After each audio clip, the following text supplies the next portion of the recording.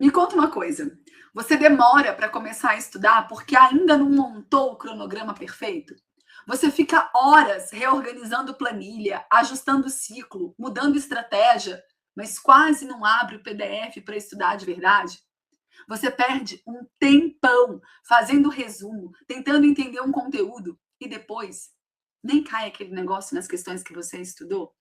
Você termina o dia com aquela sensação de que você ficou o dia inteiro mexendo no estudo, mas que avançou pouco ou quase nada no conteúdo? Se sim, fica comigo, porque isso tem nome, e o nome é perfeccionismo. Perfeccionismo é até um defeito bonito na iniciativa privada, né? Mas aqui na preparação para concurso público, ele é um freio silencioso. Ele não te faz estudar melhor, ele te faz estudar menos do que você poderia. E com isso, você acaba atrasando a sua aprovação. Hoje, eu vou te mostrar por que isso acontece, inclusive usando o DISC, e como corrigir sem virar bagunça. Se você ainda não me conhece, se você está chegando agora, seja muito bem-vindo, seja muito bem-vinda. Meu nome é Juliana Ávila, eu sou auditora fiscal aqui na Secretaria de Fazenda do Estado de São Paulo, sou também mentora de concursos públicos e todas as terças e quintas tem um vídeo novinho para você aqui no canal para te ajudar a conquistar a sua aprovação no concurso público dos seus sonhos. Se você ainda não me segue, clica aqui embaixo, ativa o sininho de notificação, compartilha esse vídeo com mais concurseiros, porque isso me ajuda a alcançar mais pessoas. E bora lá, vamos falar sobre o perfeccionismo e como ele pode atrasar a sua aprovação. Antes de falar de perfeccionismo, eu preciso voltar um pouco lá atrás. A gente vai conversar primeiro sobre William Maston, um psicólogo americano que em 1928 publicou esse livro aqui, claro que não na versão em português, né? As emoções das pessoas normais. E a grande sacada do Maston foi observar que as pessoas, elas tendem a responder ao ambiente de 4 maneiras principais, dependendo de 2 coisas. Primeiro, de como elas percebem esse ambiente. Se elas percebem esse ambiente como favorável ou como desfavorável, e se elas se sentem mais ou menos no controle daquela situação. E com base nessas observações, Maston então descreveu 4 padrões de resposta: dominância, influência, estabilidade e conformidade, que depois ficaram popularmente conhecidos aí como DISC, né? E aí o Maston, ele não inventou o teste DISC, né? Ele fez os estudos que depois serviram de base para que outras pessoas, para que empresas criassem então o teste, né? Que vai então classificar as pessoas de acordo com esses 4 perfis, tá? O ponto central não era colocar as pessoas em caixinhas, mas entender tendências de comportamento. O que o Maston percebeu, tá? Que com relação, por exemplo, a perceber o ambiente como favorável ou desfavorável, aquelas pessoas que percebiam o ambiente como sendo mais favorável tinham um perfil mais ali, né, de influência e de estabilidade. Já as pessoas que percebiam o ambiente como sendo mais desfavorável tinham um perfil mais de dominância e de conformidade. Depois, com relação a se sentir mais ou menos no controle, as pessoas cujo perfil eram mais, que se sentiam mais no controle da situação, eram pessoas mais voltadas para o perfil de dominância e de influência, e as pessoas que se sentiam menos no controle da situação eram pessoas que tinham mais o perfil da estabilidade e da conformidade. A gente vai hoje na mentoria, né? Hoje, terça-feira, dia 17 de março, a gente tem encontro de mentoria e a gente vai conversar justamente sobre isso. Eu apliquei um teste DISC nos alunos e hoje a gente vai fazer a devolutiva de perfil comportamental. É claro que eu não vou fazer isso aqui, né? E eu nem quero que você saia daqui um analista em perfil comportamental, tá certo? Mas eu quero que você entenda um pouquinho aí as diferenças entre esses perfis. A ideia é que você entenda que todos nós temos os 4 perfis, né? Só que em porcentagens diferentes, em combinações diferentes, né? Então, a gente tem ali alguns perfis acima de 25% e a gente fala que a gente tem um perfil alto, né? Ou em alguns perfis abaixo de 25%, onde a gente tem um perfil baixo. E com isso, a gente vai apresentar mais ou menos características de determinados perfis. Então, só para você entender de uma forma bem geral, porque a gente vai entrar numa característica que é muito exclusiva, muito evidente em um desses perfis, tá? Então, se você falou ali que o perfeccionismo, ele é ali uma coisa que te atrasa, que te atrapalha, é uma característica marcante da sua personalidade, provavelmente você tem ali traços fortes, né, do perfil de conformidade. E aí, só para você entender um pouquinho ali do perfil de dominância, por exemplo, né? Quais são as características que é o meu perfil, tá? São perfis mais ativos, mais competitivos, mais otimistas, mais dinâmicos.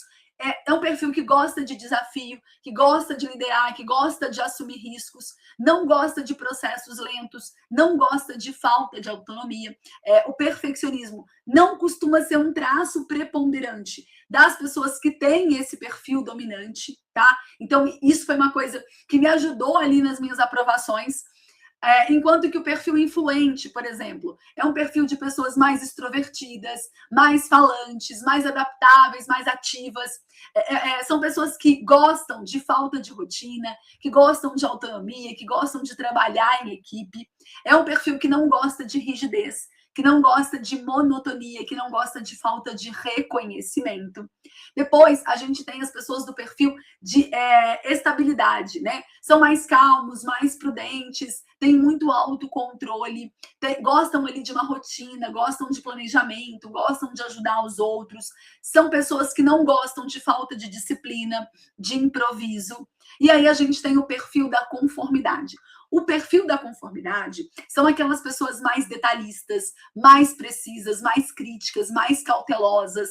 São pessoas que gostam de perfeição, que gostam de método, que gostam de ambientes calmos. São pessoas que não gostam de pressão, não gostam de falta de garantia, não gostam de falta de segurança.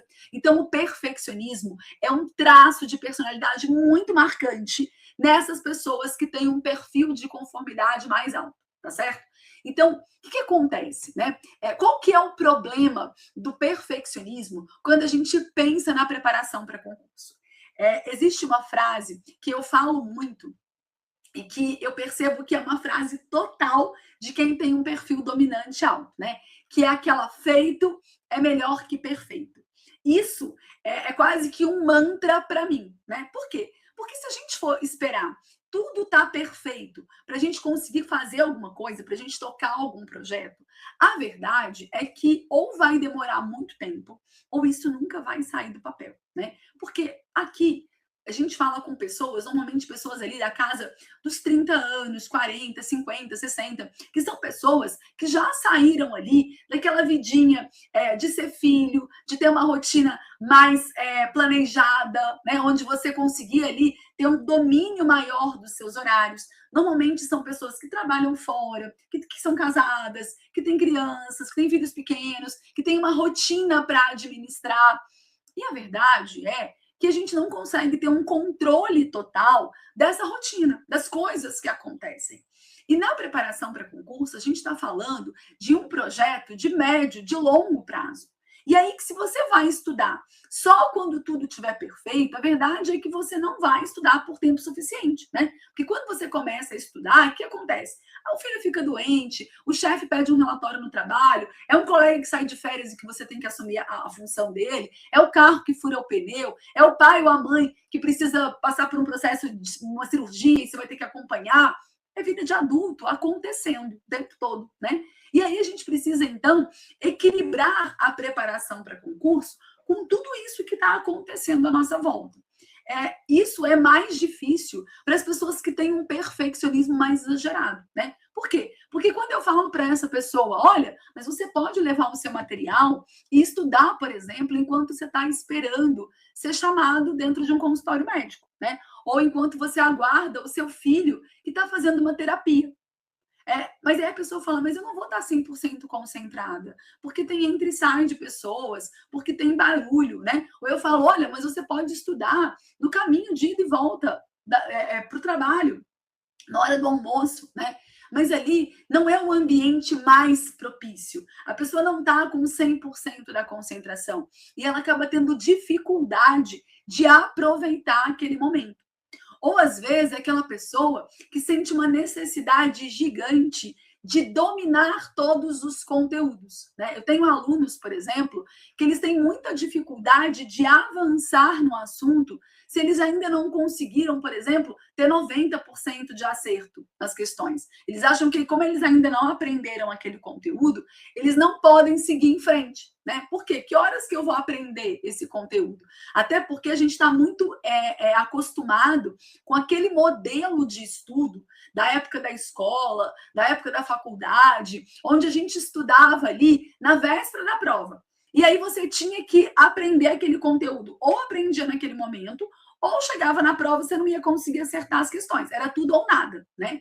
Na preparação para concurso, não é assim que funciona. Porque a preparação para concurso é uma preparação, é um estudo que acontece em etapas. Você não tem contato com a matéria hoje e nunca mais vai ver. Você vai aprender hoje, aí você vai resolver questões. Depois você tem as revisões periódicas. E aí você vai resolvendo mais questões. Ou seja, é um processo de aprendizado que vai acontecendo em etapas. Você não precisa dominar todo o conteúdo naquela primeira passada, né? Você vai aprendendo ainda à medida que você vai avançando ali nos conteúdos, né? Às vezes, você está estudando um conteúdo hoje, mas você precisa de um conhecimento que vai vir lá na aula 4, na aula 5, e aí sim vai completar aquilo que você está estudando hoje. Só que se você fica agarrado aqui, tentando aprender tudo hoje, você demora tempo demais. Então, ali, o perfeccionismo pode te prejudicar e muito nesse processo e fazer com que você demore muito tempo. Uma outra coisa que a gente precisa entender é que na preparação para concurso, eu costumo dizer que quem passa em concurso público não é quem sabe mais. Quem passa em concurso público é quem acerta mais questões. E pode parecer estranho falar isso, mas normalmente eles não são a mesma pessoa, né? Muitas vezes o aluno ele está tão preocupado em aprender, em dominar, em saber aquele negócio, que ele acaba se confundindo na hora de fazer questões. Porque 70% das questões de concurso são questões fáceis e médias. E aí, às vezes, o aluno ele ficou tão imerso naquele assunto, naquele conteúdo, ele estudou de tantas formas, ele quis dominar tanto aquilo ali, ele se aprofundou tanto naquele conhecimento, que quando ele se depara com uma questão mais fácil, ele não acredita. Ele fala, não, tem certeza que não é isso. Eu tenho certeza que tem uma pegadinha nesse negócio aqui. E aí ele começa a filosofar em cima da questão. E o que acontece? Ele erra uma questão fácil, porque era só aquilo mesmo. Era uma questão arroz com feijão, sabe? Que bastava ter um conhecimento básico daquele conteúdo para acertar. Então, a gente precisa tomar muito cuidado com esse perfeccionismo, né? Eu lembro de algumas vezes, né? Falar com o aluno assim, olha, essa matéria aqui nós vamos estudar só esses conteúdos. Ou essa outra matéria aqui, você vai dar as questões para a teoria. Então, você faz as questões e vai aprendendo à medida que você vai resolvendo as questões ali e vai errando. E isso é uma dificuldade muito grande da pessoa que tem esse perfeccionismo exagerado, entender que sim, no começo ela vai errar muitas questões e isso faz parte do processo de aprendizado, né? Porque a pessoa que tem esse perfeccionismo, que tem esse traço de conformidade mais exacerbado, ela quer ir para as questões para acertar. Ela não quer ir para as questões para errar e aprender. Ela quer já chegar acertando. Ela já quer já chegar nos 90%. Eu tenho vários alunos na mentoria que eu preciso ficar de olho, porque senão ele começa a fazer as questões, aí ele erra ali 20, 30 questões, ele quer desistir. Ele quer voltar, ele quer estudar de novo, ele quer assistir uma videoaula para depois ele continuar resolvendo questões. Sendo que esse não é o processo, né? A resolução de questões, ela vem complementar o processo de aprendizagem. Tá tudo certo, porque a hora de errar é aqui mesmo, né? A hora de errar é na sua casa, enquanto você está estudando. E aí o que acontece? O aluno, ele não quer passar por esse processo, por esse desconforto de errar questões, sendo que isso faz parte do processo. Então, em alguns momentos, quando a gente está, por exemplo, num pós-edital e a gente tem pouco tempo para estudar algumas matérias, alguns assuntos, eu falo, olha, vai dar as questões para a teoria, principalmente naquelas matérias que são matérias mais conceituais, mais intuitivas, uma administração da vida, a parte ali de finanças públicas, né? Não aquela parte do cálculo da economia, mas a parte de finanças. Tem algumas matérias que a gente consegue pegar bastante ali pelas questões. E eu falo para o aluno, vai para as questões primeiro, porque daí você vai conseguir mapear aquilo que de fato é mais importante, e aí o que você não conseguir acertar, o que você tiver dificuldade, não conseguir aprender, aí você vai na teoria, né? E muitas vezes o aluno fala assim, nossa, mas aí parece um estudo porco, né? Porque parece um estudo porco, né? Para a pessoa que tem esse traço de perfeccionismo exagerado, é inadmissível fazer questões de algo que ela não estudou a teoria, ou estudar só algumas partes da teoria, né? Pegar alguns parágrafos do PDF e não ler o PDF inteiro e não fazer aquele resumo bonito, cheio de cores do PDF, é ou não é? Tá? Isso é muito traço. Eu já vi, por exemplo, pessoas que refazem resumo, né? Faz o resumo uma vez, não ficou bom não. Essa cor eu não gostei, né? Faltou cor, faltou desenho. Eu poderia ter feito de uma forma diferente. Aí ela rasga aquele resumo e vai fazer um outro resumo, né? No próximo vídeo dessa semana, na quinta-feira, a gente vai falar sobre resumo. Por que eu não faço? Por que eu recomendo que os meus alunos não façam e recomendo que você também não faça resumos, né? Porque é uma baita de uma perda de tempo, tá certo? No processo. Só que a pessoa que tem esse traço de perfeccionismo mais exagerado, se ela estuda sem fazer resumo, nossa, mas parece que eu não estou estudando direito, né? Parece que está ficando solto, é uma coisa mal feita, é um trabalho mal feito que está sendo, né? Que eu estou construindo aqui. Então, esse perfeccionismo, se você não tomar cuidado com ele, ele vai atrasar a sua aprovação. Não é que ele vai impedir, não é que você não vai ser aprovado, né? Você vai, tá? Só que você vai demorar um tempo desnecessário nesse processo. Muitas vezes a gente fica esperando, né? Ter um método perfeito, ter um material perfeito, ter todo o tempo que eu gostaria para poder estudar, né? Hoje está muito complicado de estudar aqui em casa, porque as crianças são pequenas, porque eu estou trabalhando. Então, estudar só uma hora não funciona. Eu quero esperar, então, as crianças crescerem, irem para a escola, para daí eu conseguir estudar 3, 4 horas. E aí, esperando esse momento perfeito que nunca aparece, o tempo vai passando, né? E a aprovação ela vai ficando cada vez mais distante. Então, muito cuidado com isso. Uma outra coisa que o perfeccionismo pode e vai te atrasar se você não tomar cuidado com isso, é aquela sensação de que eu preciso ver todo o edital, né?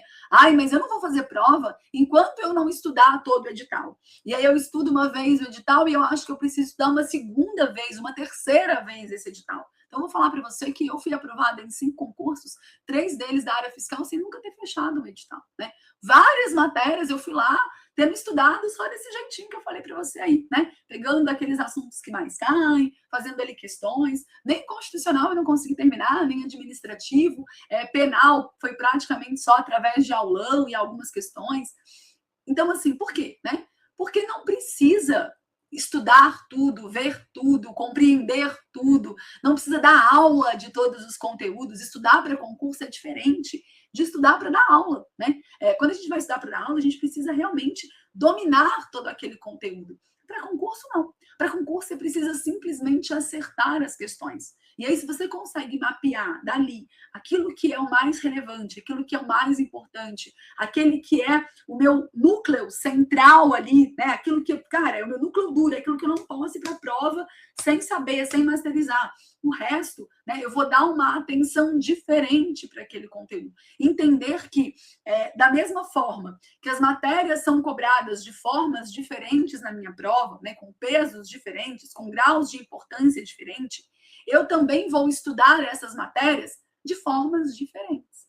Só que, se eu tenho esse traço de perfeccionismo muito exagerado, eu não consigo fazer isso. Se eu tenho esse traço de perfeccionismo muito exagerado, eu não admito fazer uma prova quando eu ainda não me sinto preparada. E aí o problema é que eu nunca me senti preparada para ser aprovada em nenhum dos 5 concursos que eu fiz. Mas se eu não tivesse ido fazer a prova, talvez eu tivesse até hoje estudando para concurso público. Talvez eu tivesse até desistido no meio do caminho. Então, entender que a gente não precisa estar pronto.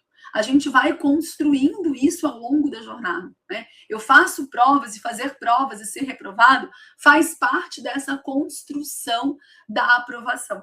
Então, se você sofre aí com esse traço de perfeccionismo, é importante começar a reconhecer isso, a entender que esse é um traço, sim, de personalidade, mas que você pode mudar isso.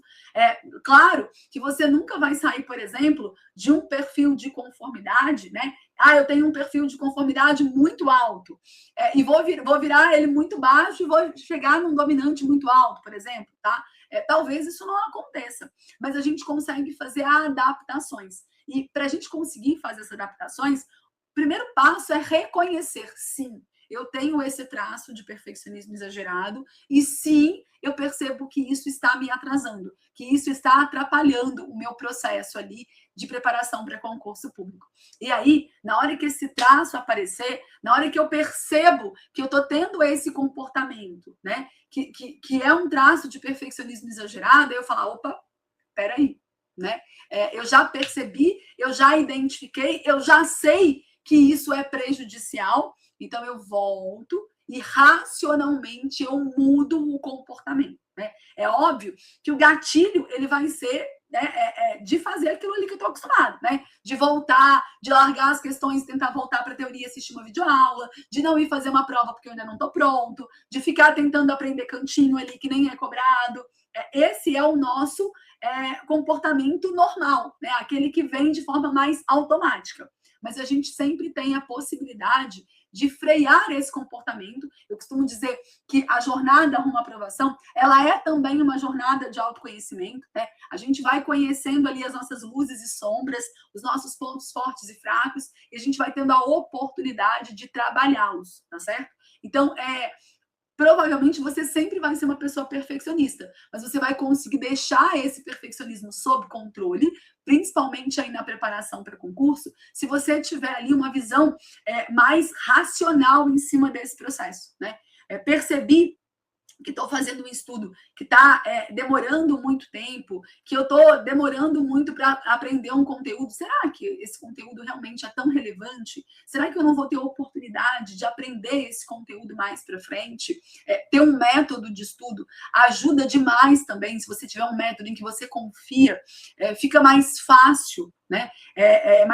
Um pouco menos traumático passar por esse processo, tá certo? Porque eu estou entendendo que isso faz parte de um método que é assim mesmo, né? Que eu vou ter a oportunidade de ver esse conteúdo mais à frente, se esse conteúdo de fato for relevante, for importante para a minha aprovação. Então, depois deixa aqui nos comentários para mim se você se identificou, né, com esse traço de perfeccionismo exagerado.